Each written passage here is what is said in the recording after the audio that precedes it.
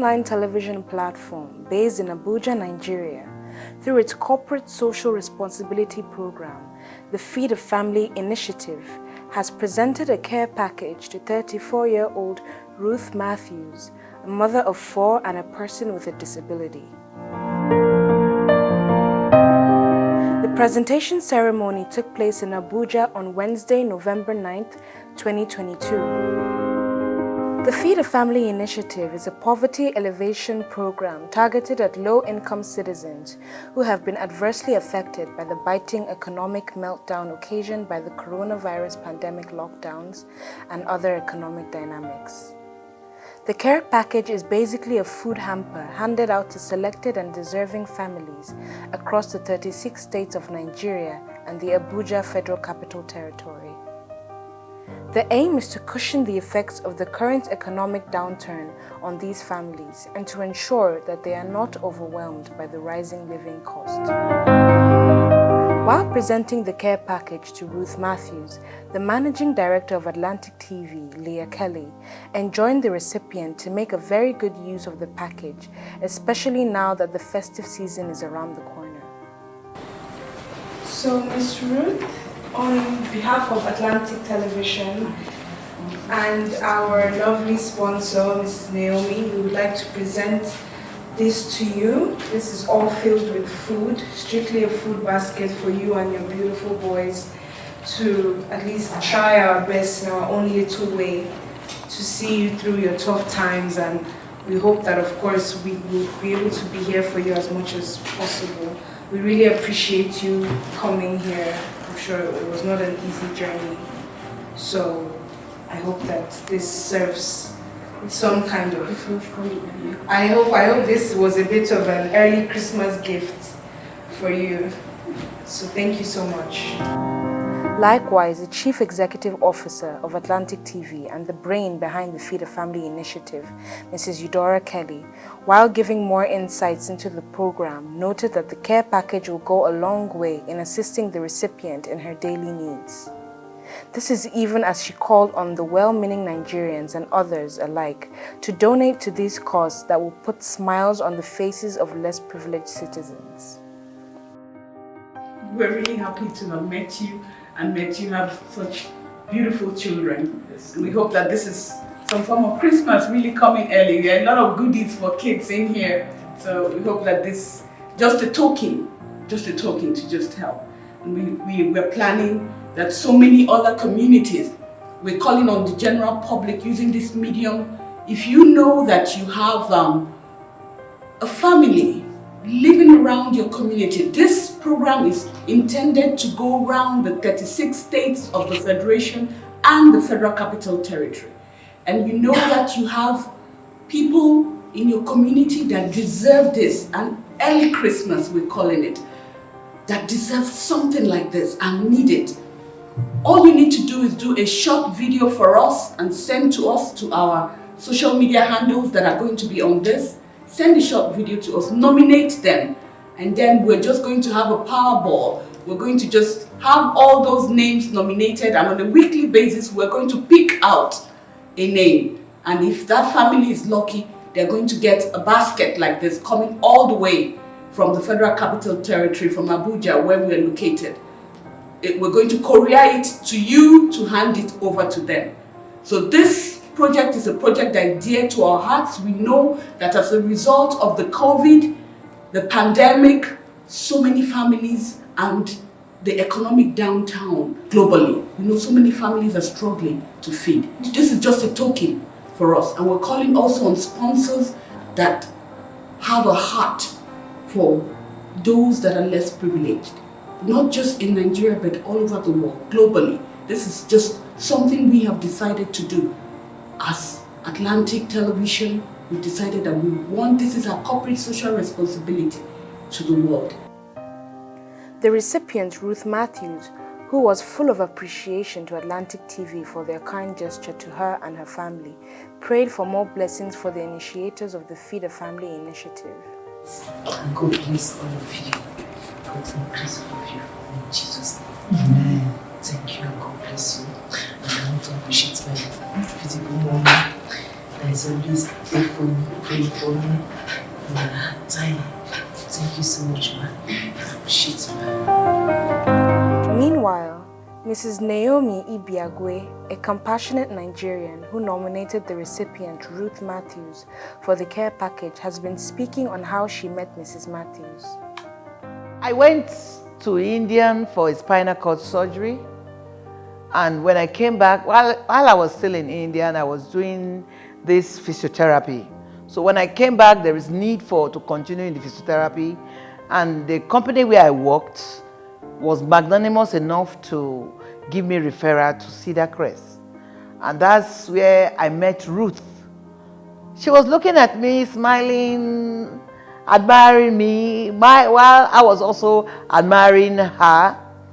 And I'm a physically challenged on a wheelchair, and I saw her on a manual wheelchair. And I saw that she was looking at my wheelchair admirably. And she asked me, how does it work? I said, it's a motorized wheelchair. And with that, we got talking. And I said, is he expensive? I said, very expensive.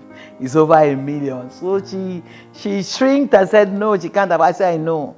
So I said, why are you here? He said, she came as child is sick, that needs surgery. I said, and who is sponsoring it? Knowing the fact that Cedar Crest is quite expensive. So he said, there's an organization that is free. I said, wow, that's good. And we got talking. I said, what's the result? He said, that still running tests to take bills. I said, okay, I wish you all the best. How are you going? He said, he's going to take a taxi. I said, okay. I said, can I offer something for your transportation? He said, yes. And I gave my widow's mite, the little that I had. So I gave it to her to transport, and we exchanged numbers. From then on, we started talking. I discovered that she's someone that is in need based on circumstances that have happened to her. She's a less privileged one and a physically challenged for that matter. So a predicament was special to me. And being somebody that's, I like to speak for the less privileged, I'm a fighter. Naturally, I'm a fighter. I don't care whose horse is God's. I say it the way it is. Maybe sometimes blunt to a fault. God help me in Jesus' name. So when my sister Eudora came to my office and she got talking about a project, and I said, wow, I know somebody that can benefit. Please, can you be of help? He said, very well. That's what it's all about. It's to feed family, to feed the less privileged, to feed the needy. I said, beautiful.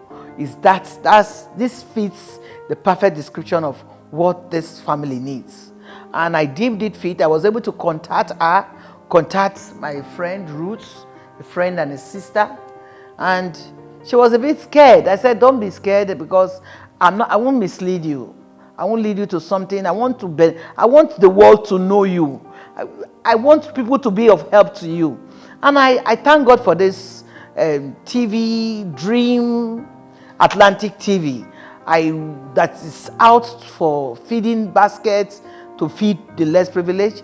And I want to tell the general people, not locally, nationally, internationally, to reach out to. It's not a game. It's not a stage managed thing. Not at all. I believe in divine providence. I believe in divine encounter, and I know that this whole project came because God wanted to reach out to certain people. And I plead with the international body, national body, locally, to reach out to this Dream Atlantic TV, so that you can give your material needs, things, so that if you may not know who to give, but I can tell you of a truth. My sister is somebody that is a fighter, that has a passion like the way I do. We have the same kind of fighting spirit. We have the same bond. And we quickly bonded, knowing when we met in my company. And as such, I want you, the general public, for those who are looking for who to reach out to be a blessing to. Not just for showman bees, but for humanity's sake. Because the Bible said, for as many that we give to, we are giving to the Lord. And when we give to anyone, we are lending unto the Lord. And I know that God does not owe any man. When you lend to God, God will definitely give to you back. She also spoke on her experience as a person with disability working in the public service at the NNPC and what she expects in the incoming administration in 2023 to do for people with disabilities in Nigeria. NNPC has a standard. Their brains. For you to come into NNPC, it's not godfatherism. It's not who know man. That's like the general public will say, I don't know anybody. I never knew anybody when I came in as a youth corper. And I never had anybody to say, oh, I want to come and go and beg for this person for me. Once you are the fact that we are disabled, like I said, you don't look down on yourself. If others can go to school, once you go to NNPC, there's a portal for advertisement. When they're advertising, it's a general thing that the public knows. Apply for it. Go through the process. When you emerge, you emerge. When you make it, you make it. It's not something that you need to know someone. So as a physically challenged, I wouldn't want to say, oh, because we are physically challenged, that the standard should be brought down for us. You understand? Then we do now look, the pity party will come in, which we are saying, no, we don't want that pity party. We want to come in like every other person. We want to challenge our brains like others do, and we come in that way. So I still believe that, like the slogan we keep saying, we touch many lives. NNPC touching lives in many positive ways. I pray that they will keep reaching out to the physically challenged, to the less privileged, to the disabled. Not just because we don't really use the word disabled again. We use challenged. To those who are challenged, either physically impaired, visually impaired, or the deaf or the blind. And so far, NNPC has tried. We want to be part and parcel with politics. That's one. Then the physically challenged, because it breaks my heart. These people that are contesting, they are people that have traveled outside. And when you travel out, you will see that the physically challenged persons are treated with honor and dignity. But it's not so in Nigeria. We want a situation whereby whoever that is coming into politics, into government, should be such that will take disability as a priority. It's a shame when you go through some government buildings, we don't have accessibility. And people come and carry you like as if you are a vegetable. Then medical aspects. It's a shame that you will see people in position.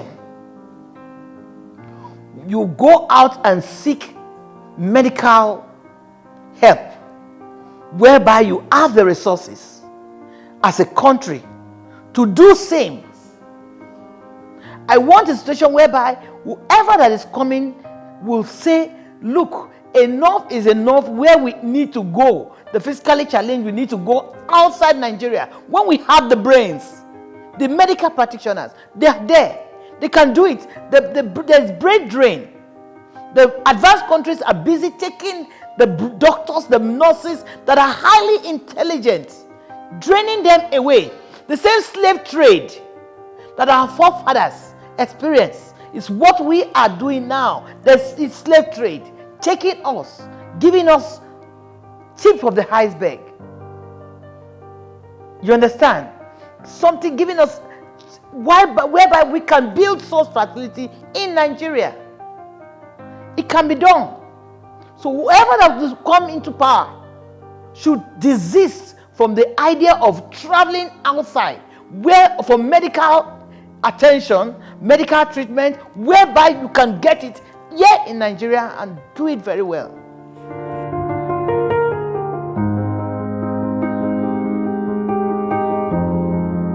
This is how you walk every day. And you desire to have Motorized wheelchair. Motorized wheelchair.